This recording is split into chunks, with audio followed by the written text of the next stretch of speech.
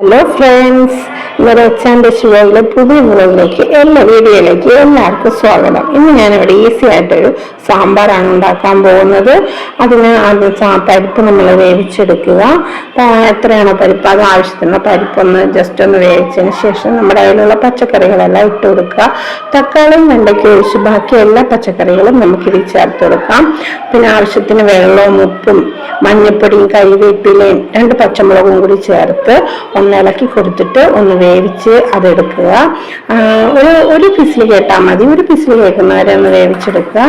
അതിനുശേഷം നമ്മളൊരു പാത്രത്തിൻ്റെ കട്ടിയുള്ളൊരു പാത്രം എടുത്ത് അതിലേക്ക് കടുക് താളിക്കണം. കടുക് പൊട്ടിച്ച് ഉലുവായും കടുകും വറ്റമുളകും ഇട്ടതിന് ശേഷം ഇപ്പോഴാണ് തക്കാളിയും വെണ്ടയ്ക്കയും ഇതിലേക്ക് ഇട്ട് കൊടുത്ത് മൂപ്പിക്കുക. ഒരു കറിക്ക് ഒരു രസം കിട്ടാൻ കുറച്ച് മുളക് പൊടി ചേർത്തിട്ടുണ്ട്. പിന്നെ ഞാൻ ബ്രാഹ്മിൻസിൻ്റെ സാമ്പാർ പൊടിയാണ് എടുത്തേക്കുന്നത്. അത് മാത്രമേ എടുത്തിട്ടുള്ളൂ, വേറെ ഒരു പൊടികളും ചേർത്തിട്ടില്ല.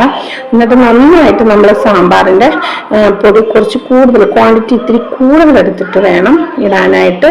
വേറെ പൊടികളൊന്നും ചേർക്കുന്നില്ലല്ലോ. എന്നിട്ട് നന്നായിട്ട് ഇളക്കണം. അതിനുശേഷം ഈ വേവിച്ച് വെച്ച പച്ചക്കറിയിലിടുക. പിന്നെ വാളംപുളി പിഴിഞ്ഞൊഴിക്കണം.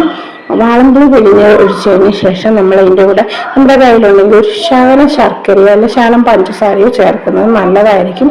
സാമ്പാറിന് നല്ല ടേസ്റ്റ് ഉണ്ടാകാനുള്ളൊരു ടിപ്സാണ്. എല്ലാവരും ഒന്ന് ട്രൈ ചെയ്ത് നോക്കണം. പെട്ടെന്ന് നമുക്ക് നൊടിയിടയിൽ സാമ്പാർ വെക്കാനായിട്ട് സാധിക്കും. എല്ലാവരും ഒന്ന് ട്രൈ ചെയ്ത് നോക്കണം കേട്ടോ.